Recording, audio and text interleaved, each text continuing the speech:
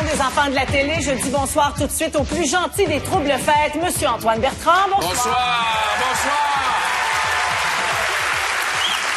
Turn hot. Repos. Je suis vraiment impressionnée. Hein? Ah, tu sais que... C'est toute la gang du 22e régiment, ouais, du Royal 22e régiment. Ben, bienvenue. Bienvenue. La fille, elle croit ça. Ben, bonsoir, Antoine. Bonsoir, Véronique. Prêt à accueillir nos invités de cette semaine? Tout à fait. Du bien beau monde, accueillons Marie-Soleil Michon, Paul Aude et Louis Morissette.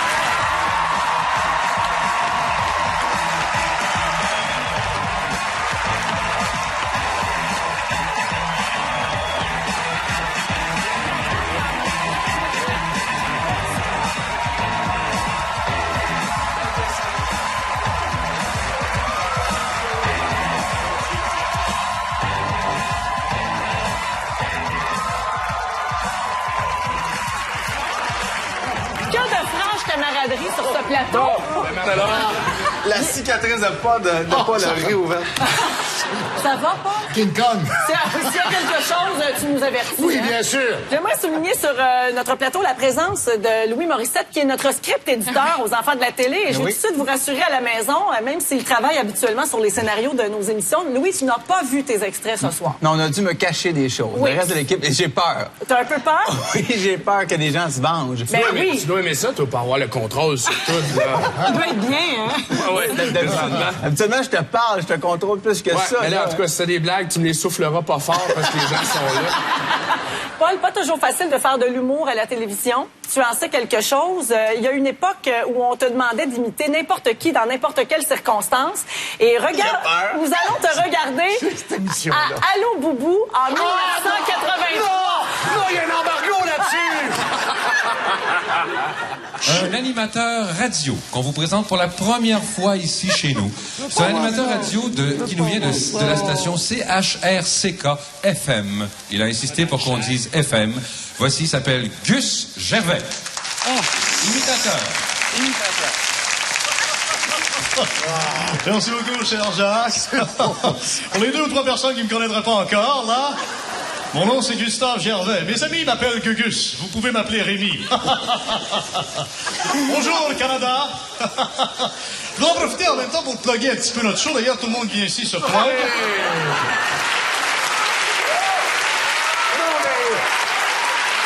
Pas le nom de pigé dans cette émission-là. Ah, pourquoi? Parce que... Si on pigeait pas dans l'eau, Boubou, il n'y aurait pas les enfants de la télé. Je sais, parce que ici, Louis-José Hood, qui était une de mes émissions préférées, oui, pigeait largement dans Boubou, puis je me disais, mon tour s'en vient. Mais c'est ici que ça C'est sortit. fait. Ça avait passé en dessous du radar jusque-là. Ouais, mais là, c'est fait. Mais le personnage de Gus Gervais, il y a eu une longue vie. C'était à l'époque un personnage que je faisais le matin qui était un animateur de radio un peu vraiment quétaine et avec un accent un peu comme il avait là. Okay. C'était très à la mode dans ce temps-là. Okay. Aujourd'hui, quand on voit ça, on trouve ça épouvantable. Mais Paul, je m'excuse, mais même à l'époque, ça riait pas beaucoup. mais vous savez pourquoi? Oui. C'est que le public de Allô Boubou n'était pas prêt à mon personnage. Marie-Soleil Michon a été journaliste, recherchiste, chroniqueuse, animatrice. Alors, on va te revoir à l'émission aujourd'hui. Tu cherches de la nourriture. Ah!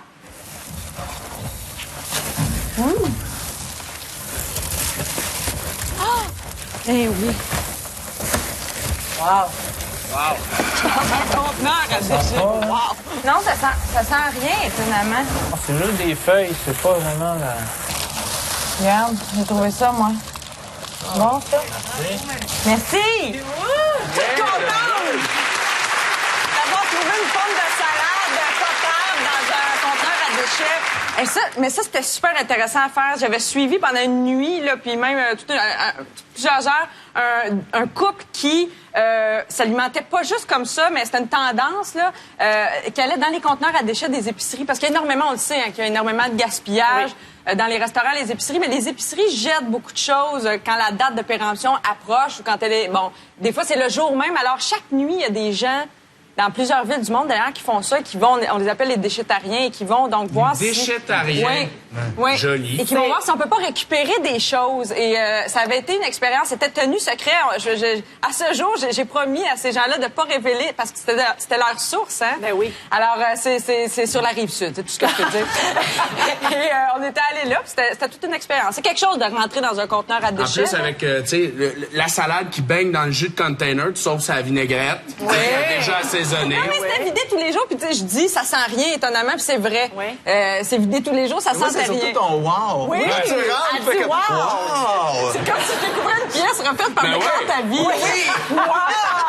Et tu sais, qui rentre dans le container qui dit, wow, pas gênant de l'amener chez vous, là. Mais la salade reste en dehors, par exemple. Tu peux passer la recevoir. Il n'y a pas une pompe de salade qui va rentrer chez vous. Louis, on va revoir ton numéro de finissant de l'École nationale de l'humour en 1996. Oh! C'est d'ailleurs ce soir-là que moi, je t'ai vu pour la première fois. c'est ce soir-là? Mais toi, tu ne savais pas que j'étais là. Non, non, je le savais que tu étais là. Mais... Ah, oui. Non, c'est pas vraiment parlé. Non, On pas toi. regarde. Non, on peut même pas appeler les choses par leur nom.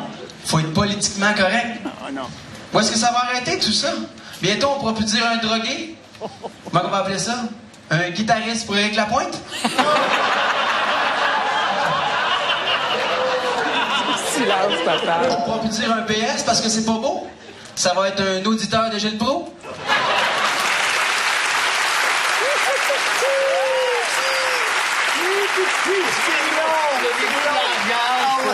Le niveau de langage pour pas trop déranger, n'est-ce pas? Mais où est-ce que ça va arrêter tout cela? Ça va arrêter tout cela. J'ai pas bien parlé comme ça depuis. Mais je savais que tu étais dans la salle. Oui. Oui, parce que, évidemment, on était backstage, tout le monde te disait Véronique Cloutier est là, tu sais. Mais on s'était pas vu, on s'était pas parlé. Non, on se connaissait pas à Ça, l'époque. quand même, ça t'a pas enlevé le goût de sortir avec le bonhomme, parce que... Non, parce que je le trouvais beau. Ouais. Je me disais, je vais attendre. Je vais pas dit le bon. ramasser Si dans le gars ses est pas meilleures drôle, il faut années. qu'il soit beau, quand même. Je vais le laisser percer. Oui, je vais le laisser percer, puis après ça... À un moment donné, elle trouvait que c'était long, fait qu'elle a dit, mais le prendre, il va percer à côté de moi. Oh, regarde, t'as la sympathie des gens. Oui, ça va pas tant que ça. Mais où serait ta carrière si c'était pas de la poutier, Louis, en faisant notre recherche, on a trouvé la première émission à sketch des mecs comiques qui était à Oui. TQS à Oui. l'époque. Oui. Ça, c'était en 1999. Ouais. Et dans les tout premiers épisodes, tu fais référence à mon moi-même, mais on ne se connaissait pas à l'époque. Écoutez bien. Et nous sommes les mecs comiques. Je suis le macho. Je suis le jeune. Et je suis la seule vedette du groupe. Parlant de vedette, les gars, ça y est, c'est parti. Ils parlent de nous autres dans un journal à potin. Ouf. Ah ouais? Puis, je chante avec Véronique Cloutier cette semaine. Non, c'est moi. Oh non! OK. Jojo Savard sort de ce Non, mais j'ai une mémoire de touriste. Je me souvenais pas vraiment de ce sketch, mais je me souviens par contre que c'était un running gag entre nous autres, les trois gars des mecs comiques, que je trouvais Véronique bien belle, puis qu'elle était vraiment mon genre. C'est pas pour rien que le gag s'était retrouvé dans notre Ouais. première émission. C'est assez prémonitoire parce que Véronique et les... On est comme Pas dans drôle, un, mais comme dans un touchant. sitcom. On va faire une réaction outrée, groupe. Ah! On va à la pause et on revient tout de suite après aux enfants de télé.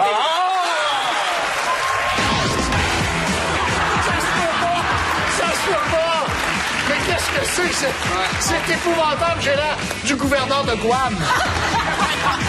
Mais ça, c'est pas la pire des émissions, que vous avez prises. Ben, peut-être que tu fais référence à celle qui s'en vient.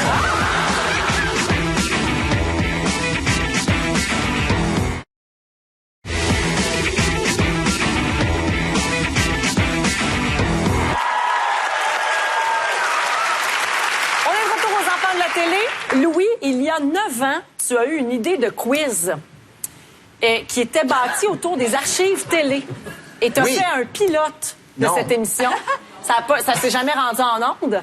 Mais bien sûr, nous avons le pilote. Oui, je l'ai fait ici, à Ben oui, Radio-Canada. avec moi. Et voici un extrait. Le canal relance, c'est un petit peu plus compliqué, OK? Je vais vous demander à tour de rôle une réponse sur une catégorie précise, OK? Vous devez me donner une réponse, automatiquement que je vous donne le droit de parole. Si vous hésitez, c'est terminé, je passe à l'autre personne. Aïe, aïe. Si, advenant le cas que Patricia et Ghislain sont éliminés, Geneviève, tu as le droit de continuer seule. Parce que pour chaque bonne réponse, tu as 50 points. C'est beau, c'est clair?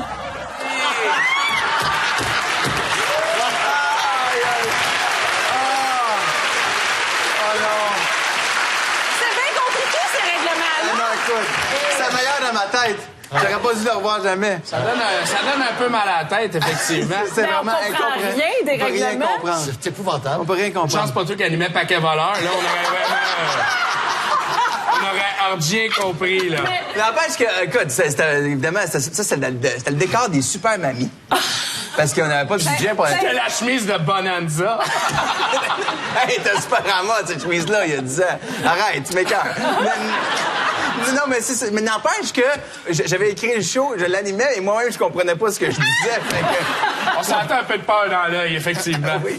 Heureusement, Paul Aude est vraiment meilleur là, en termes d'animation de quiz. Entre autres. Là, on aborde les jeux questionnaires, là. Oui, on va parler de quiz. Alors, Paul, tu vas animer ici à Radio-Canada Lingo. Certainement, j'en suis fier. Ben oui, et tout le monde se souvient de l'infâme boule noire. Ça se souvient encore, ça a marqué l'histoire de la télévision. Alors, c'est un jeu où il fallait deviner des mots de 5 lettres. Hein? Puis donc, l'émission a duré 3 saisons. Et à un moment donné, on a manqué de mots de 5 lettres. On regarde. Usine, U-S-I-N-E. Urine. Pardon. Urine, U-R-I-N-E.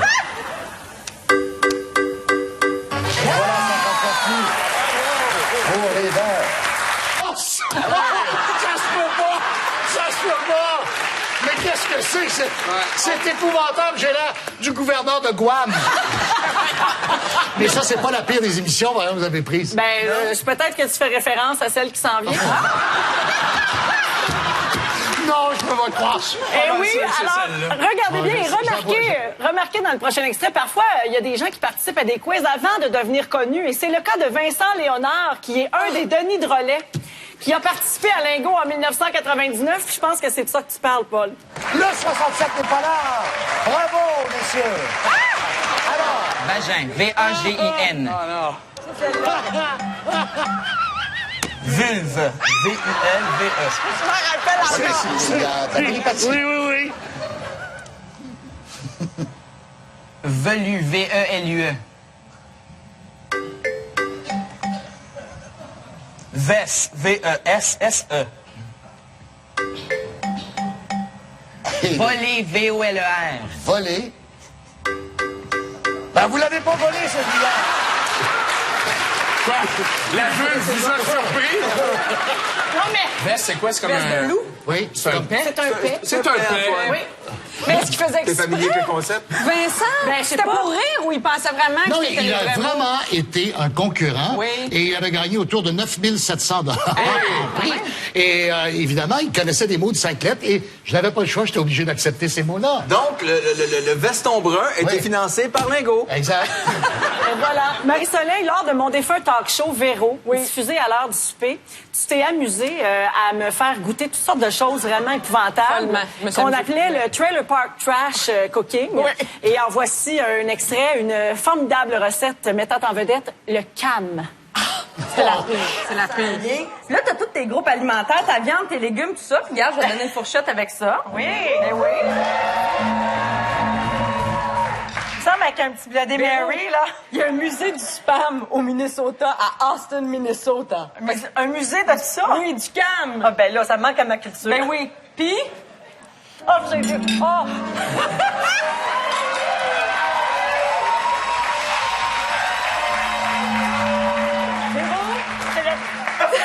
C'est la texture. c'est un aspic, tu sais. C'est comme digne d'un autre monde. Oui. C'est terrible.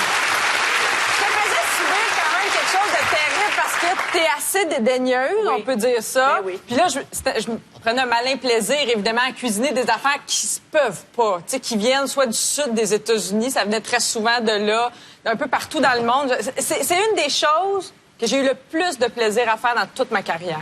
Que j'ai aimé le plus faire. Oui. C'est vrai que c'était le fun. C'était vraiment le fun, oui. Marie-Soleil, quand tu participais à mon talk show en 2005 où tu faisais de la nourriture, ben ça a inspiré Louis pour une scène des Morissettes qu'on faisait ensemble à l'époque aussi en 2005. Louis, qu'est-ce que tu fais là? Rien. Tu voles ma recette? Tu voles, Marie? J'ai faim, Marie. Les enfants ont faim. Ça n'a pas Véro a plus changé. le temps de nous faire à manger. Ça n'a plus le temps.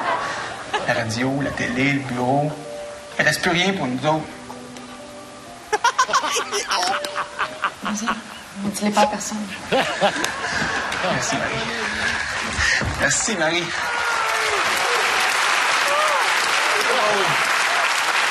Ce qui est plus drôle, c'est que les gens en studio font comme « Oh, ça se peut pas! Véro, elle a le temps de le faire! Elle fait tout, Véro! » Tout. C'était une fausse télé-réalité donc qu'on faisait ensemble où tu jouais un gars donc connu mais moins que moi, qui faisait des sous mais moins que moi.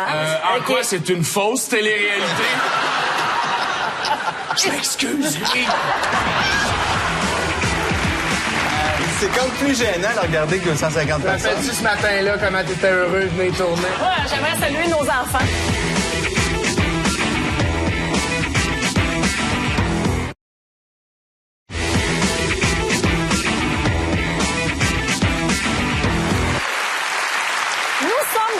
Aux enfants de la télé, il n'y a rien comme le sexe pour vendre, et ça, Louis Morissette l'a bien compris, avec la série CA. Oui. Pas toujours évident pour la conjointe de l'auteur, comédien, coproducteur. Extrait.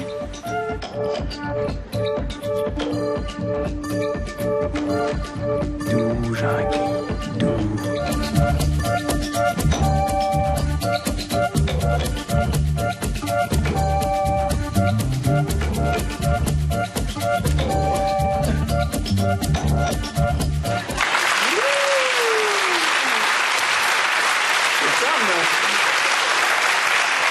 C'est comme plus gênant de regarder que 250 personnes. Rappelles-tu ce matin-là comment t'étais heureux de venir tourner? Puis, Ouais, j'aimerais saluer nos enfants qui regardent peut-être présentement et qui se demandent... maman, papa?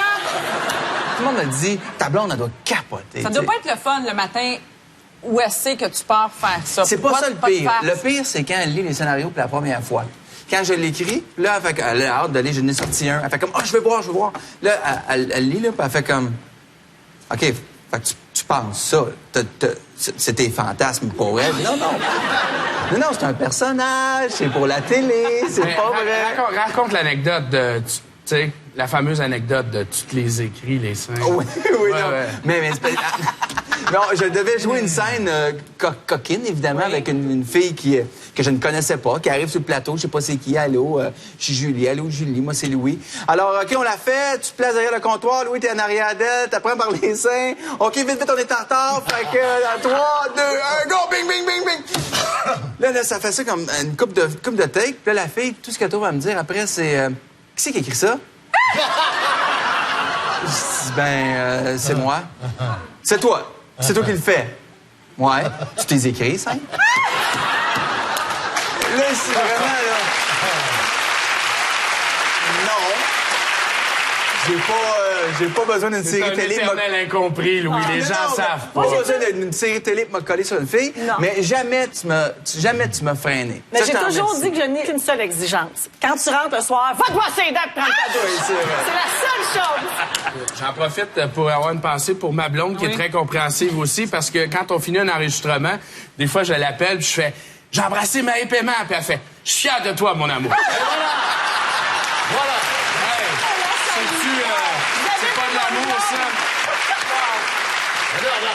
Et moi, je suis venu à Tout le monde en parle dire que depuis mon opération, mon docteur m'a dit que toutes mes inhibitions s'étaient envolées.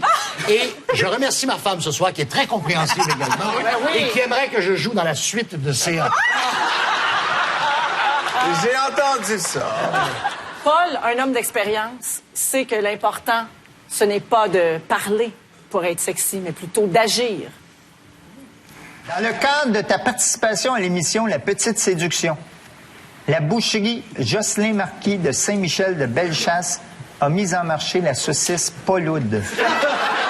Est-ce que c'est flatteur d'avoir une saucisse qui porte son nom? C'est non seulement flatteur, mais M. Marquis m'a fait parvenir dans un immense contenant avec de la glace la saucisse qui porte désormais mon nom en m'écrivant un petit mot et en me disant que c'était son plus gros vendeur.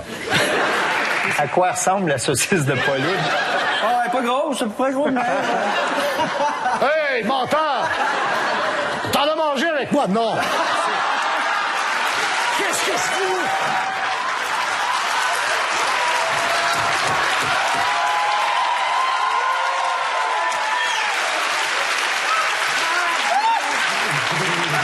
J'adore l'image! Ça a tellement mal sorti. Mais j'ai pas touché, d'ailleurs, un seul cachet là-dessus de royauté, de droit d'auteur sur la saucisse. Ça se vend. Ça se vend. Tu goûteras ça. Moi, la saucisse de Paul-Oud. Diane, s'il vous plaît.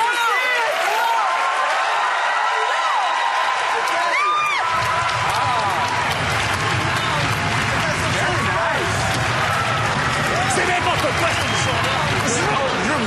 Salut, Soleil. Non, mais ça, c'est pas juste, ça. Là, c'est la vraie saucisse. Exactement. Goûte à ta saucisse. Mais c'est parce qu'elle a un petit goût indien. Oui, il y a de la... Oui, il y a du curry. Il y a du curry, c'est pour ça. Il y a du côté épicé. Là, c'est la vraie, là. Donne-moi les détails tout de suite, D'ailleurs, Mon chum, Colin. pendant qu'Antoine en distribue, je veux remercier, pour vrai, la boucherie Jocelyn Marquis de Saint-Michel de Bellechasse. Ils nous ont fait parvenir les saucisses et ils nous ont posé la question suivante. Pour vrai, quand on a demandé les saucisses Paul-Oud, ils ont dit, vous voulez les grosses ou les petites? Avant ou après pontage?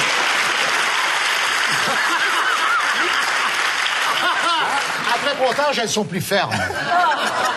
Mais c'est bon, Paul!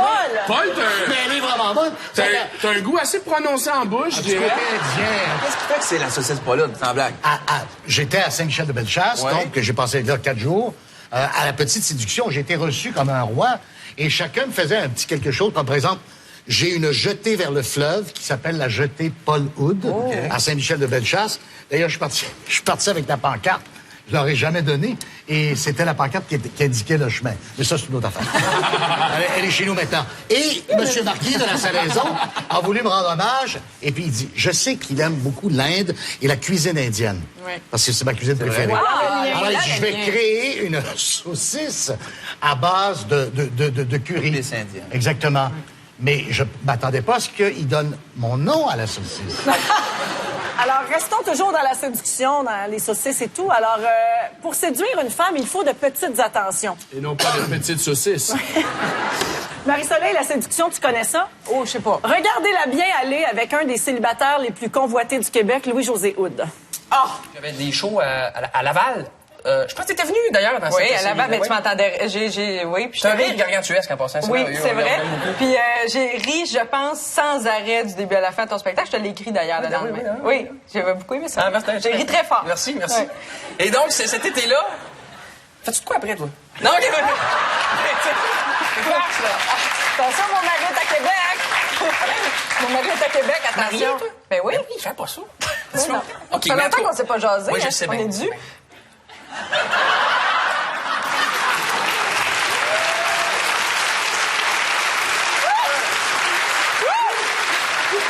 Attends, là. Je vais aller, attention, mon mari est à Québec. Ça a l'air d'une invitation déguisée en refus. Ouais, c'est ça. C'est un break, ça, ou c'est Ben comme... ouais. Fait qu'on a au moins 2h30 le temps qu'il revienne. Mon mari est à 3 heures. Attention, mon mari est à 3 heures de De route. C'est comme si dire que t'es marié à un humoriste, ça va le décourager. Mais non. Ça va juste être pire. Mais Marceline, explication. T'as chaud, là. T'es pas bien? T'as chaud de Pas l'œil. bien. Oui, j'ai chaud de l'œil. Non, mais c'était... Louis-José, on le connaît, là. Ça fait longtemps qu'on se connaît, que je fais des interviews avec lui. Puis c'est vrai que je suis allée voir son show quelques mois avant. Puis c'est vrai que j'ai beaucoup ri. Mais là, c'est lui, tout à coup. C'est vrai. C'est tout vrai, tout ça. Ça faisait longtemps qu'on s'était pas parlé. Lui, il était pas au courant que j'étais mariée. Puis c'est vrai que peut-être moi, pendant une demi-seconde, je l'ai oublié, moi aussi.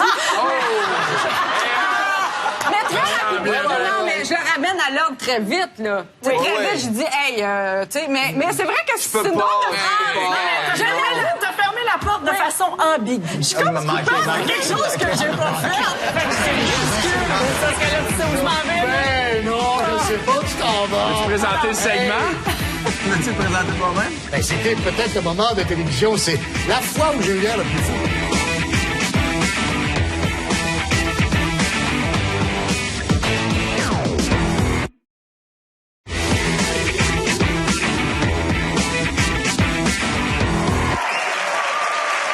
Les enfants de la télé se poursuivent. Paul, nous allons te revoir à l'émission Star d'un soir. Où tu...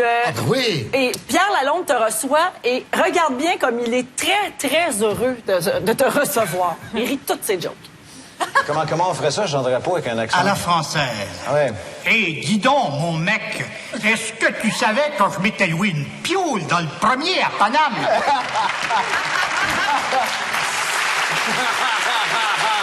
Puis il était vraiment grand fan de toi. Oui. Oui. C'est le vrai rire de Pierre Lalonde qui est parodié. C'est parce qu'elle a dit ça où je m'en vais. Ben non, je sais pas où tu t'en vas. Tu présenter le segment? Veux-tu le présenter toi-même? Ben, c'était peut-être le moment de télévision, c'est la fois où j'ai eu l'air le plus fou, mais c'est pas seulement moi. C'était tous les matins. Et puis, on recevait Pierre Lalonde pour son disque de Noël. Mais c'était pas de ma faute. Mais de toute façon, tu venais toi aussi des fois tous les matins. Oui, il était chroniqueur. Il était chroniqueur, puis il nous sortait toutes sortes d'imbécilités, puis de trucs comme ça. Oh, ben oui, à Radio-Canada. Je sais bien. Cette journée-là, Pierre Lalonde pense venir présenter son album de Noël. Ah, son long jeu. L'enjeu. Son long jeu. Oui. Arrêtez. Et juste avant, Richard Martineau fait une chronique, ou même en même temps, ou presque autour de la table, une chronique sur une technique d'allongement du sexe masculin. C'est une chirurgie qui se fait et tout ça.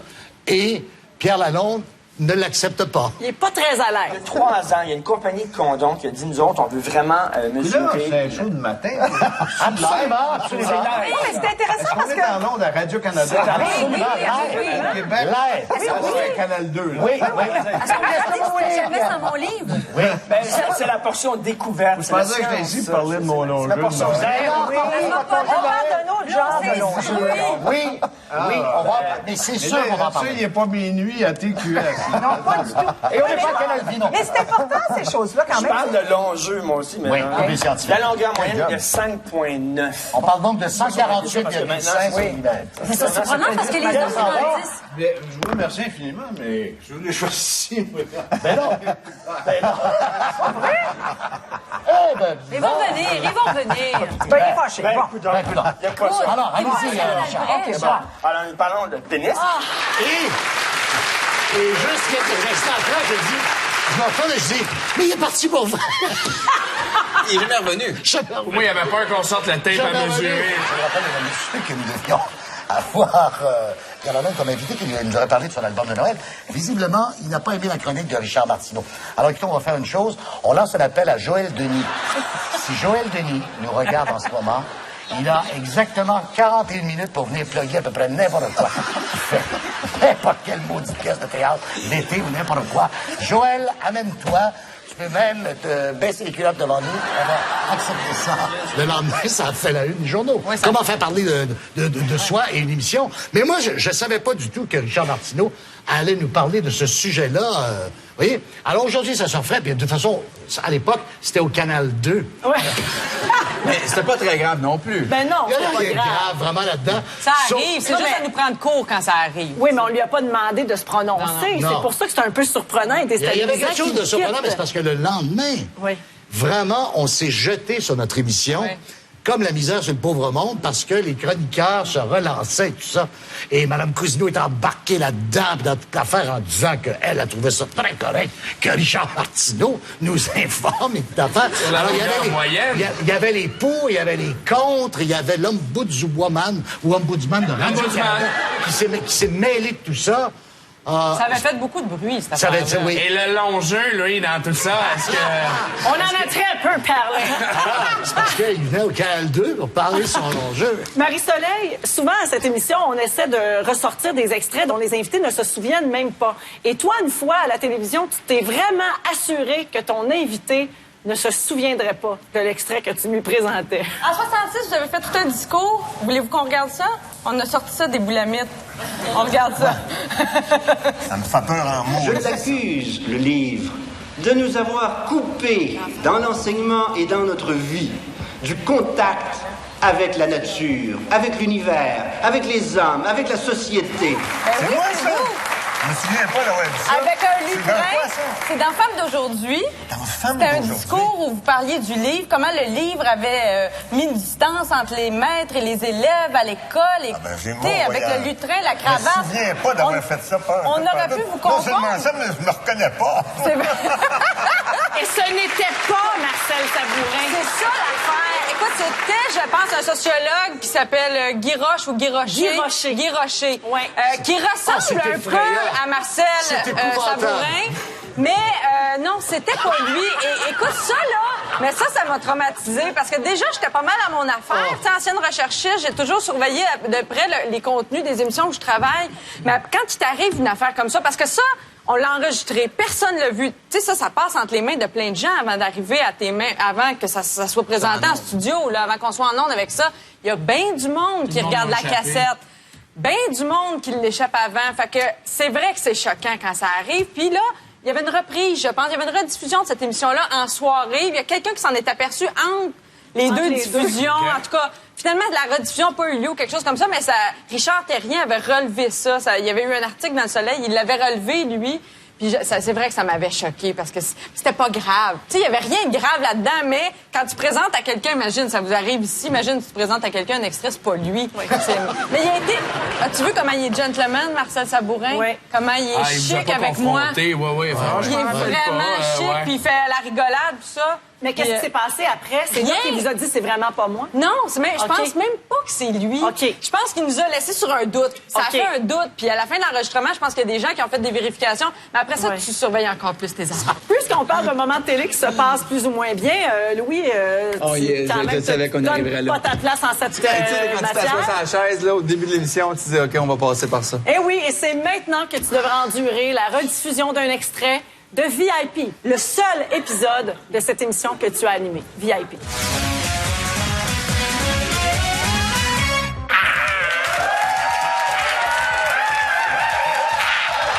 bonsoir! Bonsoir! Bonsoir et bienvenue à la toute première de VIP. C'est excitant, hein?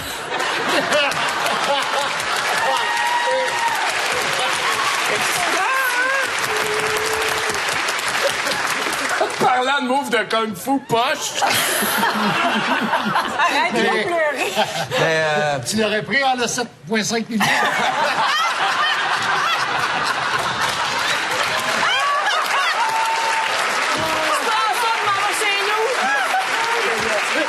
J'aurais pris pas mal moins. C'était le meilleur moment de l'émission, ce vendredi. Paul, ironiquement, c'est le montant qui a été perdu dans l'aventure VIP, c'est 7,5 millions. Oh, c'est bon. Pour les gens qui ne se souviennent pas, c'était en 2004, il n'y avait qu'un seul épisode. C'est pas moi. C'est pas...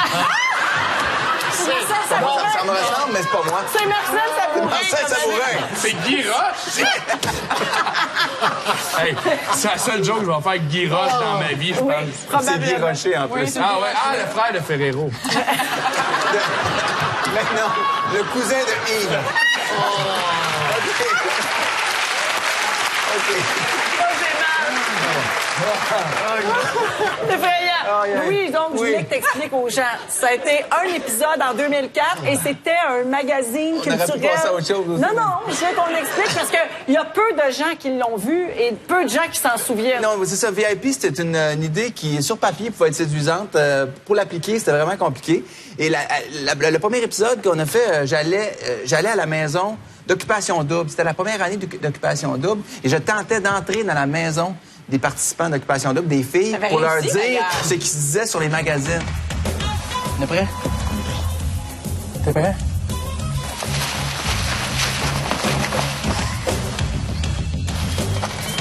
Qu'est-ce qu'on fait?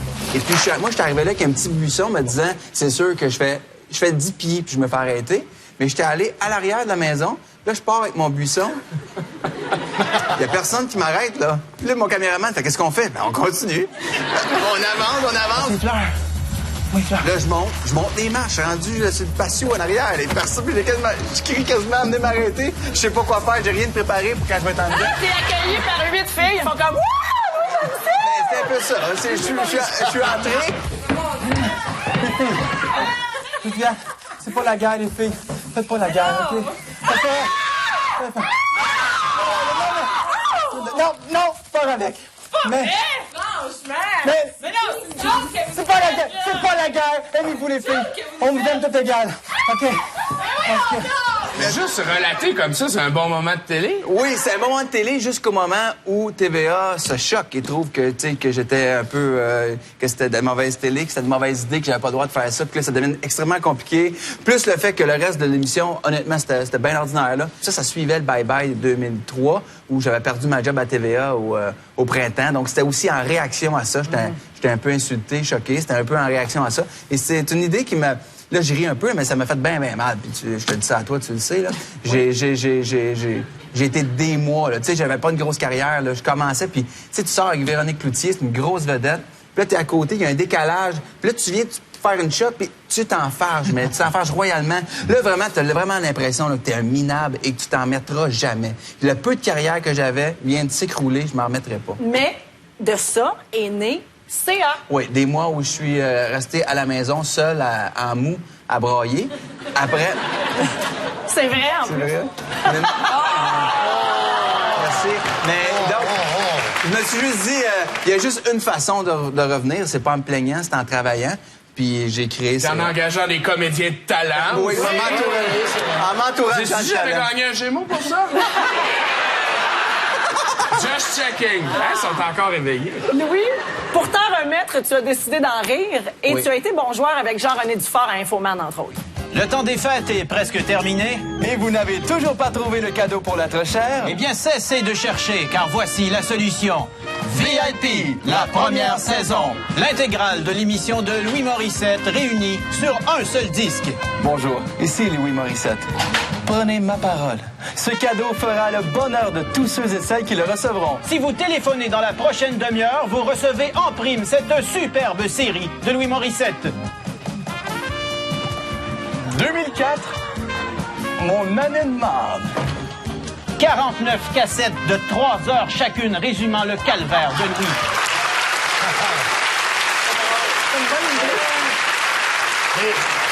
Il y avait eu combien d'épisodes de VIP?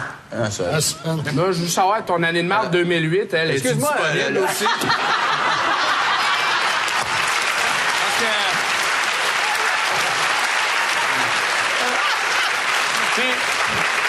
Elle est beaucoup plus généreuse, puis il y a des suppléments, dont ta fameuse conférence de presse.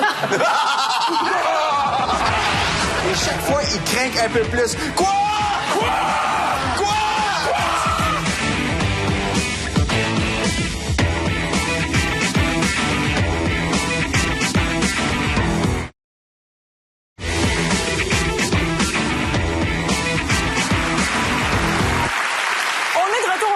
Télé et Marie-Soleil Michon. Tu es très bonne au fourneau.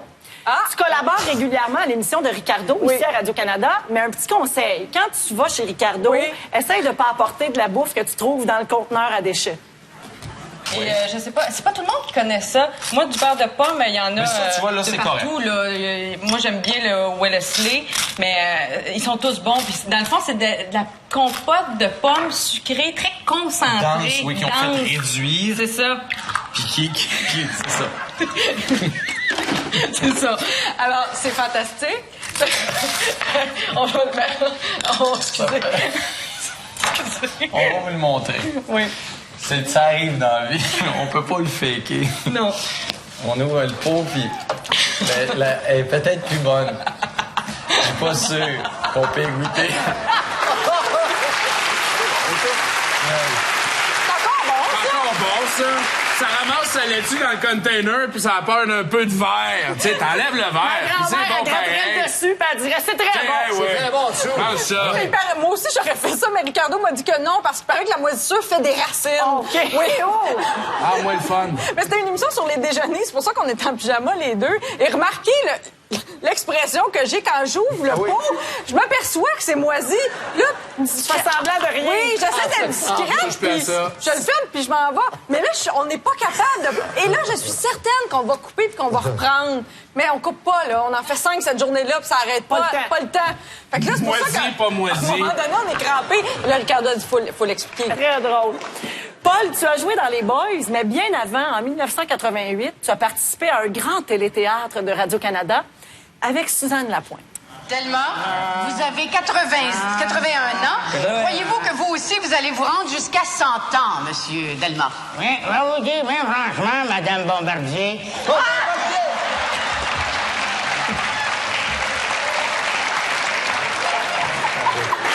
Les démons du midi. Je m'en souviens pas! Je m'en souviens pas! Je ne m'en souviens pas. Touché. Ça, c'est incroyable que tu t'en souviennes pas. C'est parce que j'ai une mémoire sélective qui se doit, pour assurer mon équilibre mental, d'effacer des pas de ma mémoire. Mais avez-vous vu les costumes? C'est effrayant. Mais tu voulais la faire rire. Puis Suzanne, c'était une... Mais Suzanne c'était gagné d'avance. Tellement bon public. On lui disait Berry de Montigny, puis elle faisait... En terminant, les garçons, un blooper qui vous met en vedette. Les deux voyous, Louis et Antoine, sur le plateau de CA. Faites bien un peu de tranquillité! Quoi? Ça fait du bien un peu de tranquillité! Quoi? Ça fait du bien un peu de tranquillité! Quoi? Oh, ça, je le fais souvent. Explique, parce que c'est pas si clair que ça. C'est pas si clair. En fait, c'est que là, dans la scène comme ça, il y a de la musique, il y a du monde qui danse, mais quand on tourne réellement, c'est silencieux. C'est silencieux. Les figurants en arrière, là, faut qu'ils dansent comme ça, puis il n'y a pas de musique, OK? Mais on marque mes talents de danseur par la fin même. On est juste là, Antoine puis moi, puis on se parle, puis... Il faut faire semblant de crier par-dessus la musique. Ouais, et chaque fois, il craque un peu plus. Quoi? Quoi? Quoi? Ça peut devenir un peu... J'avais de l'acufène dans certaines... Hey, c'est comme ça que ça se termine. Merci beaucoup. Quoi? Je voudrais tout d'abord remercier Marie-Soleil Michon qui anime l'émission La Liste les mercredis soirs, 19h sur les ondes de RTV. On peut la voir également chez Ricardo régulièrement en semaine à 11h à Radio-Canada. Et on peut lire ta page que j'adore dans le magazine de Ricardo, la page La Foodie, signée par Marie-Soleil Michon. Merci beaucoup. Merci, c'est un plaisir. Merci à toi.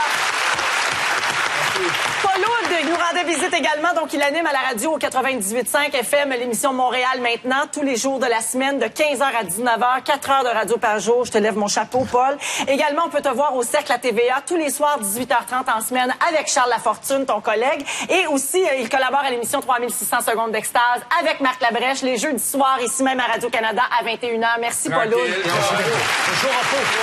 bonne santé! Merci beaucoup. C'est là qu'il fait attention à lui, il travaille peu. Oui, c'est ça. Parlant de gars qui travaille peu. Oui, oui, effectivement. Mais là, présentement, c'est tranquille. Vous pouvez vous procurer les DVD des 4 saisons de CA. Il y a un coffret qui comprend les 4 saisons qui est sur le marché, Louis. Et il y a également le retour du verdict dès le mois d'avril ici à Radio-Canada. Oui, préparation avec une animatrice fantastique. Et un concepteur formidable et co-producteur également. Oui, on devrait sortir ensemble. Oui, hein?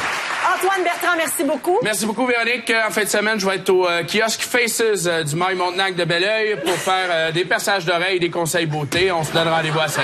Public en studio, merci. Merci, public. Toute l'équipe des enfants de la télé, merci. Très heureuse de vous savoir des nôtres chaque semaine. On se retrouve la semaine prochaine. Bye-bye. J'espère qu'on est aux confidences. On jase. Ma femme a, comme souvenir, le jackstrap de John Corday.